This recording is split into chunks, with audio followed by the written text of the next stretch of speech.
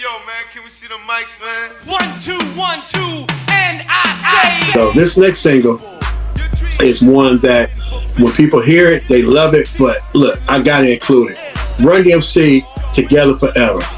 First of all, it's the first single I ever brought. You know what I mean? I remember buying that single, and shout out Real Richmond, Jones and Harris.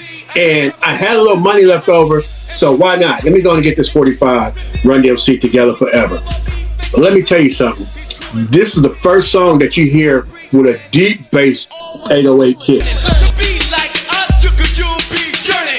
Where it wasn't just boom, boom, like you heard on Sexual Healing, like you heard on 5 Minutes of Funk, like you heard on Friends. And if you know those songs, and you haven't seen 1984, I implore you, first of all, go back and look at 1984, then come back to this one, and you'll be caught up to speed. But in 1985, the bass got deeper, and the song was slapping. I mean, it was just slapping. You know what I'm saying? It captured the raw, minimalist energy that defined early Run-DMC. It was built on hard drums, like I said, and commanding vocals with a reverb and an echo, which made it dope. So every time they finished a line, you would hear the echo. You know what I mean? Dope. And here's another caveat that a lot of people don't realize. The song sounds like it's live, but it actually was piped in crowd noise to make it seem like it was live.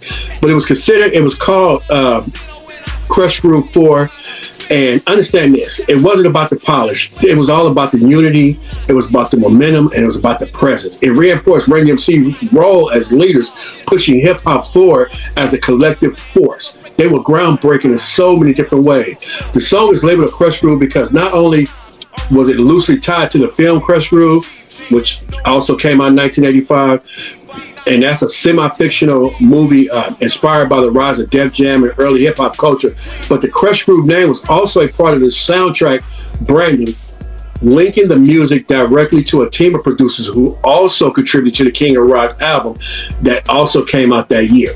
All right, this is called Orange Krush. You heard him on Chuck MC's Orange Krush Got Amazing Me. So Larry put me inside the Cadillac. Larry Love was one of the producers from that group. Larry Smith. Together Forever, though, it wasn't just a record.